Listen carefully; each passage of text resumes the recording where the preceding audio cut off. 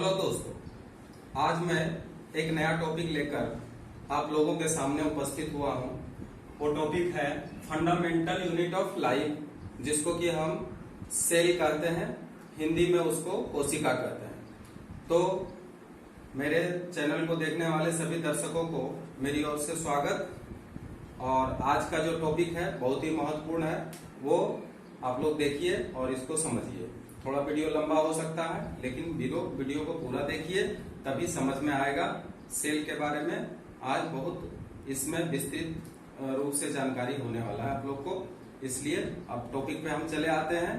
तो देखिए, सेल जिसको कि हम कहते हैं कोशिका, यानी फंडामेंटल यूनिट ऑफ लाइफ। जैसा कि नाम से ही पता चलता है कि संसार के जितने भी जीव हैं, उन सभी जीवों का शरीर बहुत ही छोटी इकाई से मिलकर के बना होता है। बहुत सारे छोटी इकाई के मिलने से बना हुआ होता है, उसी को हम सेल कहते हैं। अर्थात जिस प्रकार की कोई भी मकान या बिल्डिंग हम बनाते हैं तो उसमें छोटी छोटी ईंटों की आवश्यकता होती है, उसी तरह से हम लोगों का शरीर जो निर्मित हुआ है वो उसी तरह से कोशिकाओं के समूह से ही उत्पन्न हुआ है। तो इस तरह से कोशिका हम कह सकते हैं जीवन का रचनात्मक और क्रियात्मक इकाई है। इसलिए कोशिका का परिभाषा हम निश्चित रूप से दे सकते हैं कि जीवन के रचनात्मक तथा क्रियात्मक इकाई को कोशिका कहते हैं। Structural unit and functional unit of life is called cell. अर्थात चाहे रचना का बात हो या फिर कार्य का बात हो, वो कोशिका के अंदर ही संपन्न होते हैं। इसलिए जीव के अंदर जो सेल्स होते हैं, उस सेल्स को जीवन के रचनात्मक और क्रियात्मक इकाई दोनों कहा जाता है। तो इस तरह से कोशिका को हम किस तरह से परिभाषित करेंगे, देख लीजिए। कोशिका किसे कहते हैं? कोशिका जीवन के रचनात्मक तथा क्रियात्मक इकाई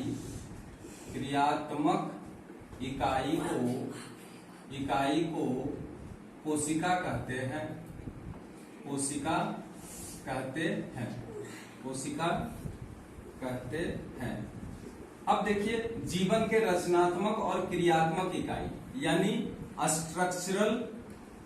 स्ट्रक्चरल यूनिट, और दूसरा बता रहा है फंक्शनल यूनिट। तो इसके बारे में थोड़ा अच्छी तरह से समझ लीजिए। स्ट्रक्चरल यूनिट क्या है और फंक्शनल यूनिट क्या है। अगर किसी जीव शरीर का रचना होता है तो कोशिकाओं के मिलने से होता है, यानी बहुत सारी कोशिकाएं आपस में मिलकर एक शरीर या जीव शरीर का निर्माण करता है। और फंक्शनल यूनिट इसलिए कहा गया है क्योंकि जो जैविक क्रियाएं एक कोशिका के अंदर संपन्न होते हैं, या जितनी भी शरीर के अंदर जो भी जैविक क्रियाएं होती है, वो क्रिया एक कोशिका के अंदर ही संपन्न होता है। इसलिए इसको हम क्रियात्मक इकाई यानी फंक्शनल यूनिट भी कहते हैं, क्योंकि जीव के अंदर जो फंक्शन होता है वो एक सेल के अंदर भी होता है, इसलिए इसको फंक्शनल इकाई भी कहते हैं। अब क्वेश्चन आता है कभी कभी कि why cell is called functional unit and structural unit of life. तो इसका आंसर हम लोग यही लिखेंगे, क्योंकि जितने भी संसार के जीव होते हैं, सभी का शरीर का रचना एक छोटी इकाई कोशिका के मिलने से हुआ है, इसलिए रचनात्मक इकाई है। और एक सजीव के शरीर में जो भी फंक्शनल होते हैं या जो भी फंक्शन होते हैं, चाहे वो डाइजेशन हो, ट्रांसपोर्टेशन हो, ट्रांसलोकेशन हो, या अन्य सभी जो फंक्शन क्रियाएं होते हैं, फंक्शनल क्रियाएं होते हैं, वो सारा एक सेल के अंदर भी होता है, इसलिए इसको हम फंक्शनल इकाई भी कहते हैं। तो सेल के बारे में हम इतना जान गए। अब सेल के बारे में थोड़ा सा समझिए, इसका इतिहास क्या है। तो सेल का जो हिस्ट्री हम देख सकते हैं या इतिहास जो देख सकते हैं, उसके बारे में थोड़ा जानकारी करें। तो सेल के बारे में सबसे पहले रॉबर्ट हुक नामक वैज्ञानिक, रॉबर्ट हुक नामक वैज्ञानिक 1600 1665 ईस्वी में, 1665 ईस्वी में इसका खोज किया था। तो इसका इतिहास अगर हम लोग देखते हैं तो रॉबर्ट हुक नामक वैज्ञानिक 1665 ईस्वी में ये अपना बनाया हुआ जो एक माइक्रोस्कोप था, उसी माइक्रोस्कोप से एक कॉर्क का जो टुकड़ा है, कॉर्क यानी हम कह सकते हैं छाल का जो अस्तर है या टुकड़ा है, उसी के पतले अस्तर को इन्होंने अपने निर्मित माइक्रोस्कोप के द्वारा देखा। और देखने के बाद इन्होंने देखा कि उसमें एक मधुमक्खी के जो छत्ता होता है, उस मधुमक्खी के छत्ता के तरह का आकृति दिखाई दिया। इसका नाम उन्होंने कोष्ठक रखा, कोष्ठक। अब कोष्ठक का इंग्लिश में सेल कहते हैं और कोष्ठक का मतलब कोठरी भी होता है। तो इस तरह से इसको हम एक लिटिल रूम भी बोल सकते हैं अंग्रेजी में। तो ए लिटिल रूम यानी उसको लगा देखने में कि एक छोटा सा रूम है, इसलिए इसको हम कोष्ठक भी कहते हैं या सेल भी कहते हैं। तो इस तरह से उन्होंने सेल का रचना करते आविष्कार किया या सेल के बारे में खोज किया। उसके बाद जो दूसरा वैज्ञानिक आया जिसका नाम है ल्यूवेन हुक। तो ल्यूवेन हुक नामक वैज्ञानिक जो थे, उन्होंने क्या किया, उन्होंने देखा कि कुछ तालाब के अंदर छोटे छोटे एक कोशिकीय जीव उनको दिखाई दिया। तो उन्होंने जीव जो छोटे छोटे एक कोशिकीय जीव देखे, तो उन जीव के बारे में इन्होंने बताया, जिनका नाम था ल्यूवेन हुक। ये अब एक माइक्रोस्कोप का आविष्कार भी किया था। ये माइक्रोस्कोप का आविष्कार कर लिया था, माइक्रोस्कोप का, और उसी माइक्रोस्कोप से यूनिसेलुलर जीव को इन्होंने देखा था। और उसके बाद एक दूसरा वैज्ञानिक आया जिसका नाम है रॉबर्ट ब्राउन। तो रॉबर्ट ब्राउन जो थे, वो रॉबर्ट ब्राउन ये 1831 ईस्वी में इन्होंने देखा कि सेल के अंदर कुछ एक गोलाकार रचना इनको दिखाई दिया, जिनका नाम इन्होंने केंद्रक रखा। इसलिए आज भी हम लोग केंद्रक का खोज के बारे में अगर पूछा जाता है कि कोशिका के अंदर जो केंद्रक होते हैं उसका खोज किसने किया, तो रॉबर्ट ब्राउन ने किया। कब किया? 1831 ईस्वी में रॉबर्ट ब्राउन ने केंद्रक का खोज किया। उसके बाद एक अगला वैज्ञानिक आया पुरकिंजे। तो पुरकिंजे नामक वैज्ञानिक जो था, पुरकिंजे, ये 1839 ईस्वी में इन्होंने क्या किया, जीव द्रव का खोज किया। जीव द्रव जिसको प्रोटोप्लाज्म भी कहते हैं, प्रोटोप्लाज्म, इसको न्यूक्लियस भी कहते हैं, केंद्रक को न्यूक्लियस भी कहते हैं। तो न्यूक्लियस का खोज किया रॉबर्ट ब्राउन, और 1839 ईस्वी में जीव द्रव का खोज किया पुरकिंजे। उसके बाद स्लाइडेन और स्वान, देख लीजिए, स्लाइडेन एंड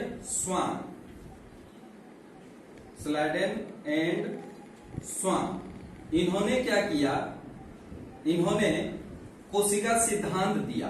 कोशिका सिद्धांत याद रखिएगा, इसका भी क्वेश्चन परीक्षा में आता है कि कोशिका सिद्धांत किसने दिया। तो कोशिका सिद्धांत स्लाइडेन 1838 ईस्वी में और 1839 ईस्वी में स्वान। ये वनस्पति शास्त्र के ज्ञाता थे और ये जंतु शास्त्र के ज्ञाता थे। ये थे वनस्पति शास्त्र के ज्ञाता, वनस्पति शास्त्र, और ये थे जंतु शास्त्र के ज्ञाता, जंतु शास्त्र के ज्ञाता थे स्वान। और इन्होंने क्या किया, कोशिका सिद्धांत दिया। इनके अनुसार कि विभिन्न प्रकार के जो जीव जंतु हैं, उनका शरीर का रचना एक छोटी सी इकाई के द्वारा होता है, जिसको कि कोशिका कहते हैं। इन्होंने आविष्कार किया। इसके बाद 1855 ईस्वी में 1855 ईस्वी में एक दूसरा वैज्ञानिक 1855 ईस्वी में एक दूसरा वैज्ञानिक हर्च्यू, तो भर्च्यू ने इन वैज्ञानिक का सपोर्ट किया और इन्होंने उसमें और कुछ बदलाव लाए और उन्होंने बताया कि प्रत्येक नई कोशिका की जो उत्पत्ति होती है वो पुरानी कोशिका से होती है, अर्थात पुराना कोशिका डिवाइड होकर नए कोशिका को जन्म देता है। तो इस तरह से हम कोशिका के इतिहास के बारे में हमको आज जानकारी मिला कि कोशिका का खोज किस तरह से हुआ और कैसे हुआ। अब थोड़ा हम जानते हैं कोशिका के आकृति के बारे में। अब आते हैं कोशिका की आकृति। कोशिका की आकृति, अब देखिए कोशिका का आकृति क्या होते हैं उसके बारे में हम समझेंगे। कोशिका का आकृति, हमारे ही शरीर के अंदर अलग अलग आकृति के कोशिकाएं होती है।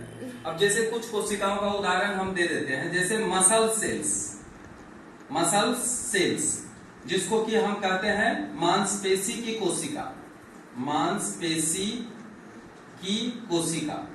मांसपेशी की कोशिका जो होते हैं वो इस तरह का आकृति के होते हैं, बेलनाकार आकृति, परंतु जो किनारा इसका होता है, ये किनारा इसका थोड़ा नुकीला होता है। तो इस तरह का मांसपेशी की कोशिकाएं होती है।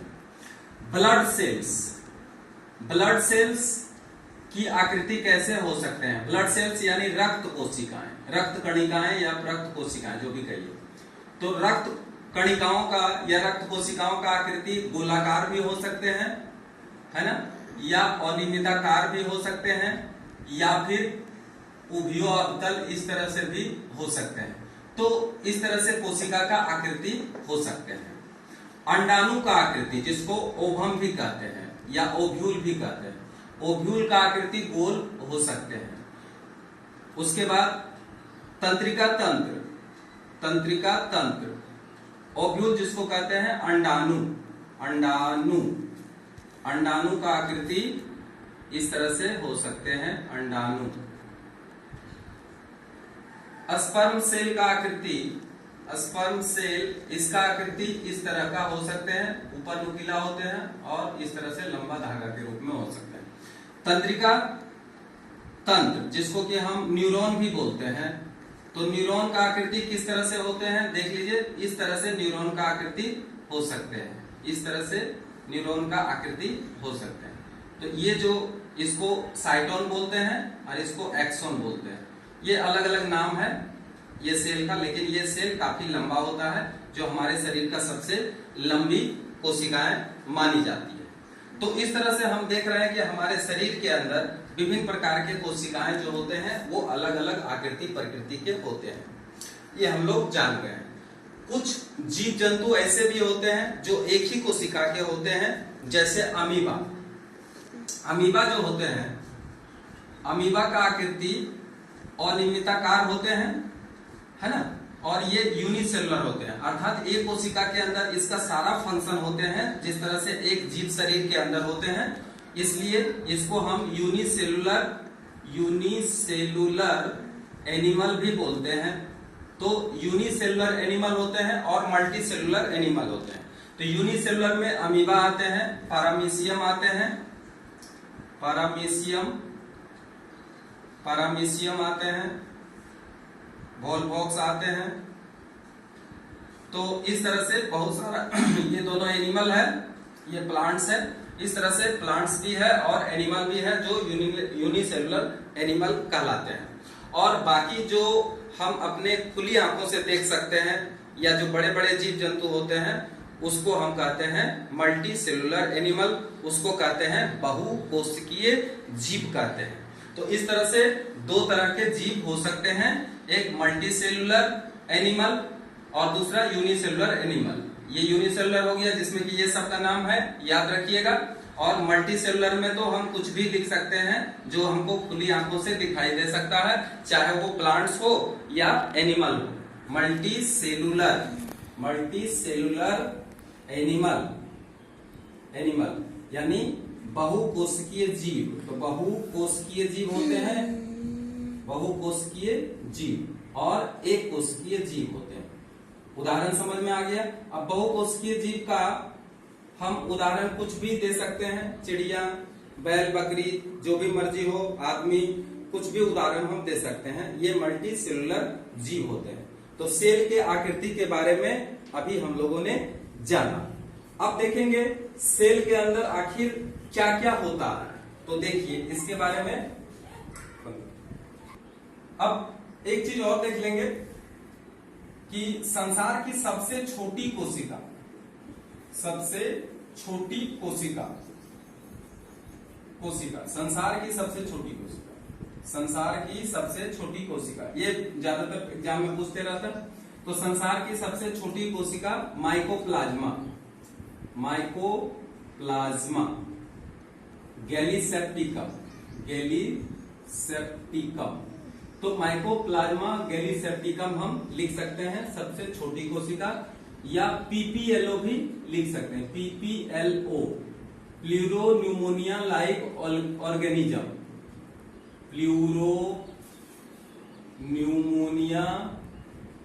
Pneumonia like organism. तो जो भी इसमें दोनों में से कुछ भी हम लोग बोल सकते हैं, पीपीएलओ या फिर माइकोप्लाज्मा गैलीसेप्टिकम। तो इस तरह से हम संसार की सबसे छोटी कोशिका का उदाहरण बोल सकते हैं। हिंदी में अगर लिखेंगे तो माइकोप्लाज्मा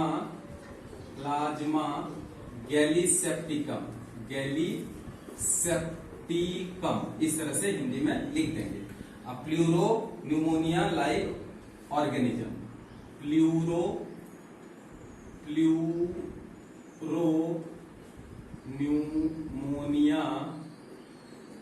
न्यूमोनिया लाइक ऑर्गेनिज्म। तो इस तरह से हम लिख सकते हैं नाम।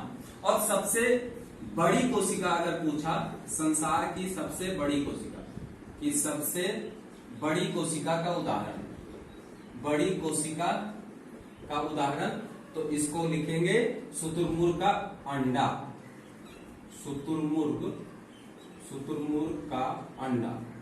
ये संसार की सबसे बड़ी कोशिका होते हैं, शुतुरमुर्ग का अंडा। तो इस तरह से हम बड़ी कोशिका और छोटी कोशिका। और अगर शरीर का सबसे लंबी कोशिका का नाम अगर पूछा जाए, हमारे शरीर की यानी मनुष्य शरीर की सबसे लंबी कोशिका, तो इसका नाम है न्यूरॉन, जिसके बारे में अभी हम बता चुके हैं, न्यूरॉन। अब हम आते हैं कोशिका के बारे में, फिर हम चलते हैं कोशिका के बारे में। तो कोशिका के बारे में फिर से देखिए एक बार, कोशिका में क्या क्या होते हैं। तो देखिए कोशिका में सबसे, जंतु कोशिका अगर देखें तो सबसे बाहर का जो लेयर होता है इसको कहते हैं प्लाज्मा मेम्ब्रेन। क्या कहते हैं इसको? प्लाज्मा मेम्ब्रेन कहते हैं। इसको हिंदी में कहते हैं कोशिका झिल्ली।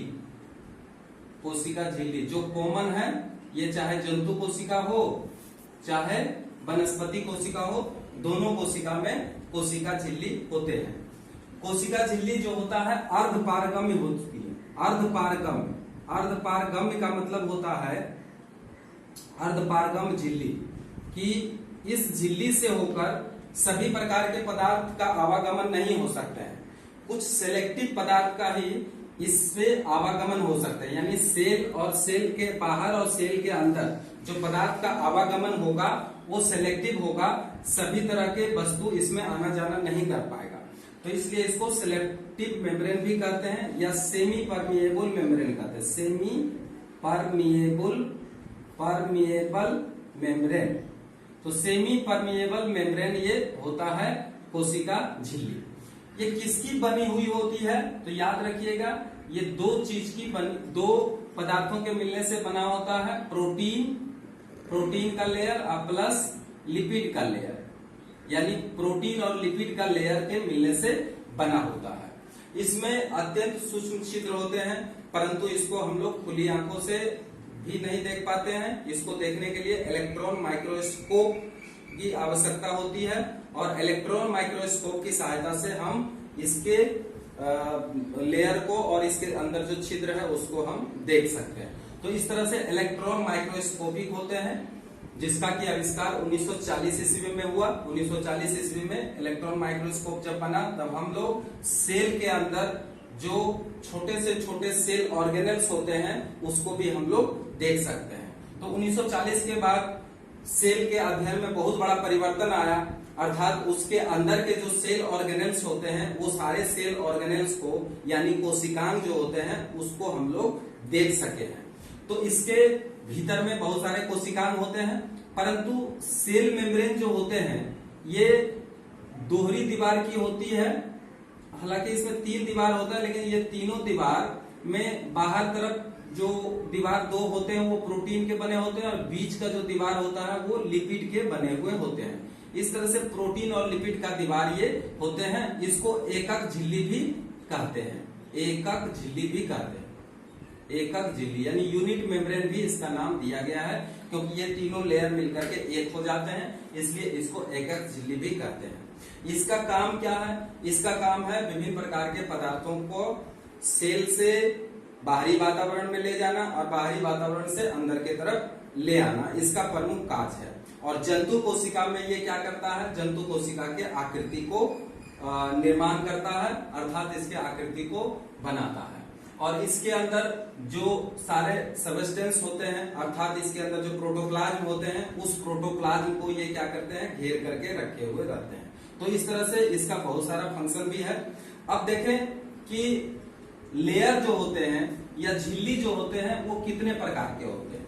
झिल्ली मुख्य रूप से 3 प्रकार के होते हैं। झिल्ली के बारे में देखिए, पहला झिल्ली जो होता है वो परमिएबल होता है, परमिएबल मेम्ब्रेन, परमिएबल मेम्ब्रेन। और दूसरा अभी जो बताए थे semi permeable membrane, semi permeable membrane. और तीसरा जो होता है इम्परमिएबल मेम्ब्रेन, इम्परमिएबल मेम्ब्रेन। तो ये 3 प्रकार का होता है। देखिए हिंदी में इसको हम बता देते हैं, ये हो गया पारगम झिल्ली, ये हो गया अर्धपारगम झिल्ली, और ये हो गया इम्परमिएबल मतलब अपारगम झिल्ली, मतलब इसमें से किसी भी पदार्थों का आवागमन नहीं हो सकता। तब परमिएबल मतलब चाहे सोलवेंट हो, सोल्यूट हो, कुछ भी हो, वो अगर आर पार जा सकते हैं तो इसको कहते हैं पारगम्य झिल्ली, पारगम्य झिल्ली। ठीक है। अच्छा, सेमी परमिएबल जिसको कि हम कहते हैं अर्धपारगम्य झिल्ली, अर्धपारगम्य झिल्ली। और ये हुआ अपारगम्य झिल्ली, अपारगम्य झिल्ली। तो अपारगम्य झिल्ली मतलब कुछ भी पार नहीं हो सकता है। तो हमारा जो सेल मेम्ब्रेन होता है वो सेमी परमिएबल मेम्ब्रेन होता है।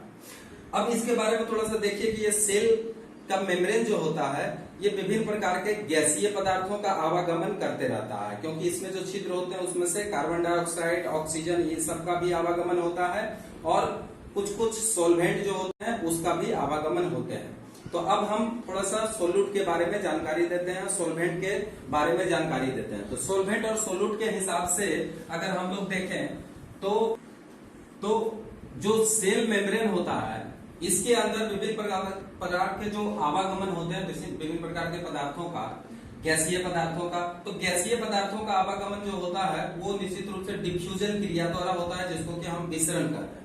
तो विसरण प्रक्रिया के द्वारा इसके अंदर अगर CO2 अधिक मात्रा में है तो ये बाहर निकल जाएगा, और अगर यहाँ पे ऑक्सीजन का मात्रा अधिक है तो इसमें अंदर चला आएगा। तो इस तरह से इसको डिफ्यूजन कहते हैं। डिफ्यूजन हमेशा होता है कि अगर अधिक सांद्रता वाले पदार्थ है तो कम सांद्रता वाले पदार्थ की ओर गमन करेंगे। और इस तरह से अगर सेल के अंदर कार्बन डाइऑक्साइड का मात्रा अगर ज्यादा बढ़ जाता है, CO2 का कंसंट्रेशन ज्यादा हो जाता है, तो निश्चित रूप से वो बाहर जिधर कम सांद्रता है उधर जाना चाहेगा। तो ये भी डिफ्यूजन है। तो इसका मतलब है कि कार्बन डाइऑक्साइड अगर ज्यादा मात्रा में सेल में बन गया है तो वो बाहर निकल जाएगा। ऑक्सीजन का कमी हुआ तो ये ऑक्सीजन इसके अंदर आ जाएगा, क्योंकि बाहर वातावरण में ऑक्सीजन का सांद्रता ज्यादा होता है, इसके अंदर कम होता है। तो इस तरह से गैसीय पदार्थों का भी आवागमन होता है। अब देखिए अगर लिक्विड पदार्थ बाहर में है, गौर से देखिए, ये बहुत महत्वपूर्ण बात हम बताने जा रहे हैं। तो बाहर में अगर लिक्विड पदार्थ होता है तो ये लिक्विड पदार्थ में अगर वाटर का सांद्रता ज्यादा होता है तो निश्चित रूप से ये वाटर इसके अंदर जाना चाहेगा। तो ऐसे जो सॉल्यूशन होता है जिसमें कि वाटर का कंसंट्रेशन यानी जल का कंसंट्रेशन बाहर की तरफ अगर ज्यादा होता है और अंदर कम होता है तो जल इसके अंदर प्रवेश करता है, तो इसको कहते हैं hypotonic solution. Hypotonic solution, hypotonic solution, गौर करिएगा हाइपोटोनिक सॉल्यूशन क्या है।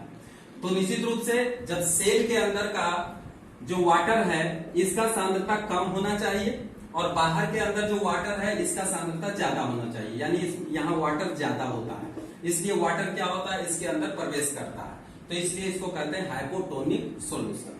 अब एक ऐसा भी स्थिति आ सकता है कि सेल के बाहर और सेल के अंदर दोनों में जल का मात्रा समान है, यानी इसके अंदर जितना जल का कंसंट्रेशन है बाहर में भी जल का कंसंट्रेशन उतना भी है, तो इसको हम कहते हैं आइसोटोनिक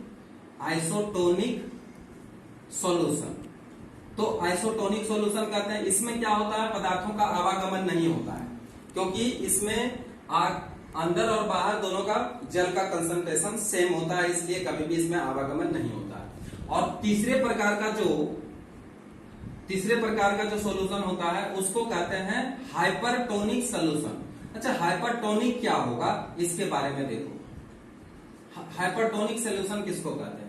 तो कभी कभी ऐसा भी होता है कि बाहर जल का सांद्रता कम हो जाए और यहाँ अंदर यानी सेल के अंदर का सांद्रता अगर जल का ज्यादा हो जाए, तब निश्चित रूप से क्या होगा, अंदर का जो जल है, सेल के अंदर का जो जल है वो बाहर की तरफ आने लगेगा। अर्थात बाहर के तरफ अगर सांद्रता जल का कम हो और सेल के अंदर के तरफ जल का सांद्रता अधिक हो, कंसंट्रेशन अधिक हो, तो निश्चित रूप से सेल के अंदर से बाहर की तरफ क्या आएगा, पदार्थों जल जो है बाहर निकलेगा, जिसको कहते हैं हाइपरटोनिक सॉल्यूशन। तो इस प्रकार से 3 प्रकार के सॉल्यूशन होते हैं और सभी जीव शरीर के अंदर ये प्रक्रिया हमेशा चलते रहता है और सेल मेम्ब्रेन उसको क्या करता है, इस तरह से कंट्रोल करते रहता है। तो इस तरह से सेल के अंदर हम लोग सेल मेम्ब्रेन के बारे में जानकारी किए हैं। सेल मेम्ब्रेन, इसके बारे में पूरा जानकारी हम लोग कर लिए हैं। सेल मेम्ब्रेन किसका बना होता है, इसका फंक्शन क्या है, आवागमन में मदद करता है, सेल के अंदर तथा सेल के बाहर विभिन्न प्रकार के पदार्थों के आवागमन में मदद करता है। अब इसके अंदर एक दूसरा जो सेल ऑर्गेनेल्स देखते हैं जो बहुत महत्वपूर्ण होता है, जिसको कहते हैं न्यूक्लियस। अब न्यूक्लियस के बारे में समझिए, न्यूक्लियस है क्या। तो देखिए, किसी भी सेल के अंदर एक ठोस या एक रचना, गोलाकार रचना जो दोहरी झिल्ली से ढकी हुई होती है उसको हम कहते हैं न्यूक्लियस या उसी को कहते हैं केंद्रक। क्लियर? अब केंद्रक है दोहरी दीवार द्वारा घिरी हुई रचना और इसके अंदर बहुत सारे छोटे छोटे छिद्र उपस्थित होते हैं इस दीवार में, इसको न्यूक्लियर पोर कहते हैं या केंद्रक छिद्र कहते हैं। न्यूक्लियर पोर कहते हैं या केंद्रक छिद्र भी कहते हैं। ये भी केंद्रक छिद्र इसलिए होता है क्योंकि केंद्रक के अंदर का जो पदार्थ है वो भी साइटोप्लाज्म में, इसको साइटोप्लाज्म कहते हैं, कोशिका द्रव्य भी कहते हैं या साइटोप्लाज्म कहते हैं। अर्थात केंद्रक झिल्ली तथा कोशिका झिल्ली के बीच में उपस्थित जो जेली कलर का, जेली जैसा जो रचना होता है या जो पदार्थ होता है उसको हम लोग साइटोप्लाज्म कहते हैं। अर्थात ये क्या हो गया, ये साइटोप्लाज्म हो गया, जिसको कि साइटोप्लाज्म, जिसको कि हम कोशिका द्रव्य कहते हैं, कोशिका द्रव्य कहते हैं। तो कोशिका द्रव्य और केंद्रक द्रव्य के अंदर पदार्थों के आवागमन में मदद करता है, इसको हम केंद्रक कहते हैं। अच्छा, केंद्रक के अंदर एक और नुकीला, एक चमकीला और छोटी रचना होती है जिसको केंद्रिका कहते हैं। केंद्रिका इसको कहते हैं न्यूक्लियोलस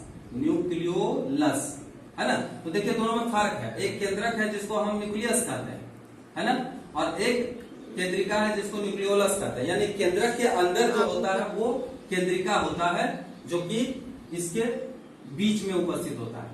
इसके अंदर जो द्रव पदार्थ होता है, यानी केंद्रक के अंदर जो द्रव पदार्थ होता है उसको कहते हैं केंद्रक द्रव्य कहते हैं।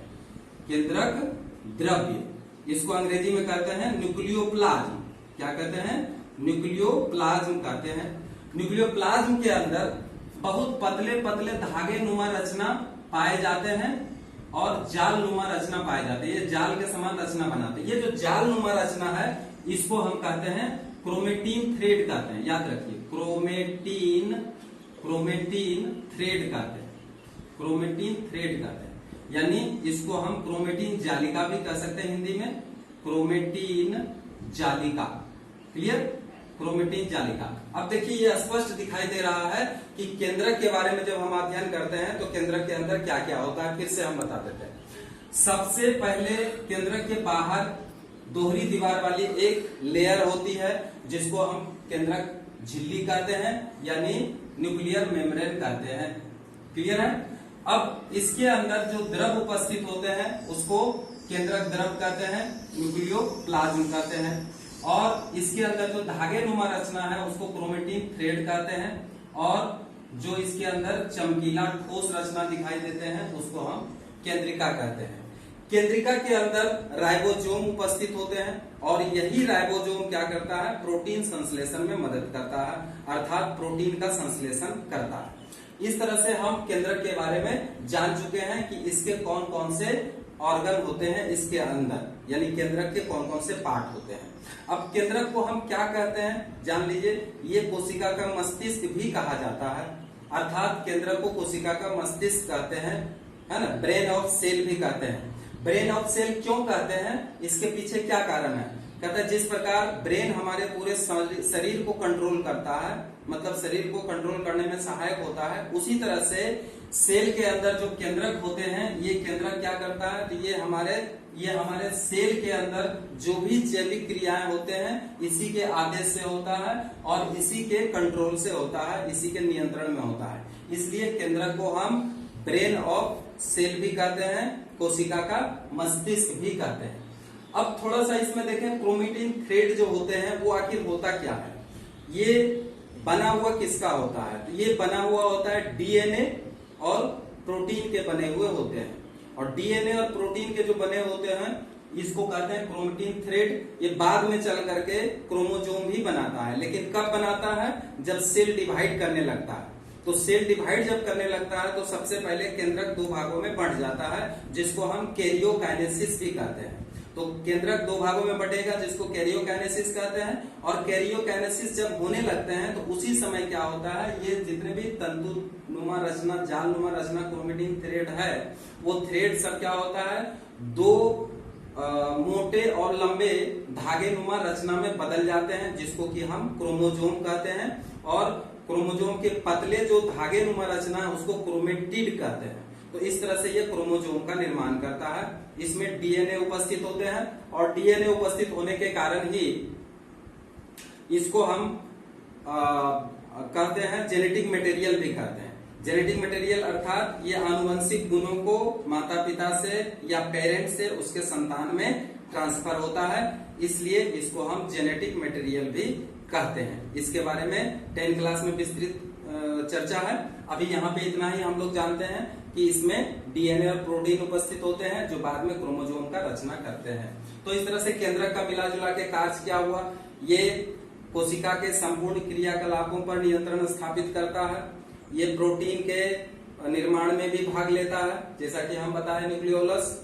अच्छा, ये जेनेटिक मटेरियल इसके अंदर उपस्थित होते हैं, अर्थात केंद्रक आनुवंशिक लक्षण को एक पीढ़ी से दूसरी पीढ़ी में स्थानांतरण भी करते हैं।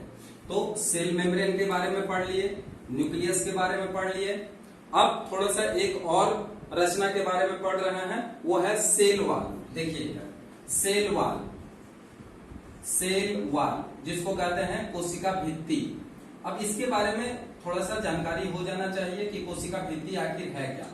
देखिए प्लांट सेल जो होते हैं उसमें सेल मेम्ब्रेन तो है, लेकिन इसके साथ साथ इसमें एक और लेयर उपस्थित होते हैं। ये जो और एक लेयर उपस्थित होते हैं जो थोड़ा सा मोटा होता है और निर्जीव लेयर होता है। तो ये जो मोटा और निर्जीव लेयर कोशिका के बाहर यानी कोशिका झिल्ली के बाहर उपस्थित होते हैं, इसी को हम कहते हैं सेल वाल। तो सेल वाल एक स्पेशल कैरेक्टरिस्टिक्स है जो कि प्लांट के अंदर ही मिलते हैं, अर्थात प्लांट सेल में ही सेल वाल पाए जाते हैं। और ये बना हुआ किसका होता है, तो सेलुलोज का बना होता है। सेलुलोज क्या है, एक जटिल कार्बोहाइड्रेट है, कॉम्प्लेक्स कार्बोहाइड्रेट क्या है, सेलुलोज है। इसी का बना होता है सेल वाल। सेल वाल का काम क्या है, ये वनस्पति कोशिका में पाए जाने के कारण और हार्ड होने के कारण, रिजिड होने के कारण कोशिका को ये क्या करता है, एक निश्चित आकृति प्रदान करता है और कोशिका का प्रोटेक्शन भी करता है और कोशिका के अंदर कुछ पदार्थों का बाहरी वातावरण में आने और बाहरी वातावरण से कोशिका के अंदर ले जाने में भी मदद करता है, अर्थात विभिन्न पदार्थों के आवागमन में भी सहायक होता है। अगर कोशिका के अंदर तरल कम मात्रा में होता है, अर्थात बाहर निकल जाता है इसके अंदर का तरल, तो ये श्रिंक हो जाता है, यानी पिचक जाता है और छोटा हो जाता है। और इसके अंदर अगर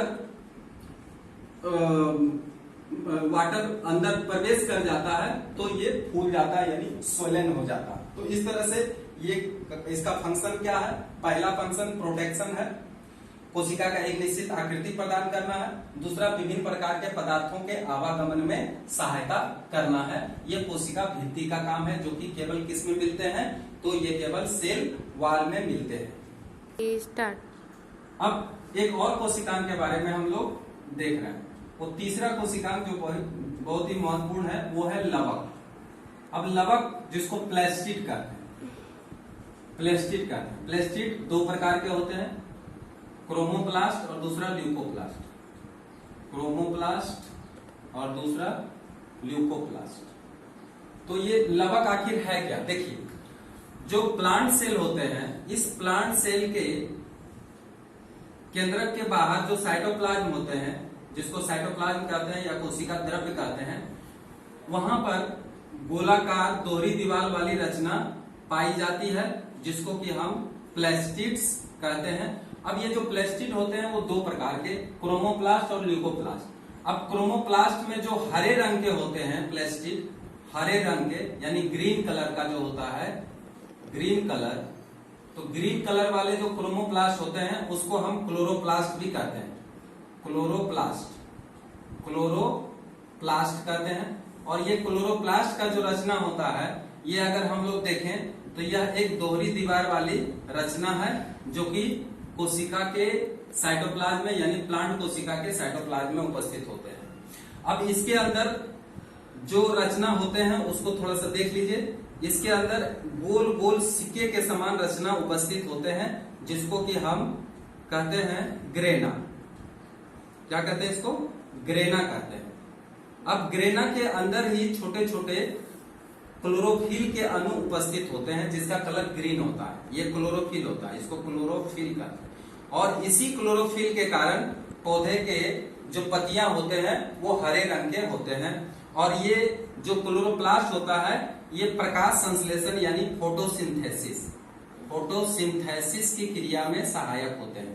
पेड़ पौधे जो फोटोसिंथेसिस करते हैं, प्रकाश संश्लेषण की क्रिया जो करते हैं, प्रकाश संश्लेषण वो इसी के कारण करते हैं, क्योंकि ग्रेना के ऊपर छोटे छोटे दानेदार रचना पाए जाते हैं, जिसमें बहुत सारे क्लोरोफिल के अणु उपस्थित होते हैं।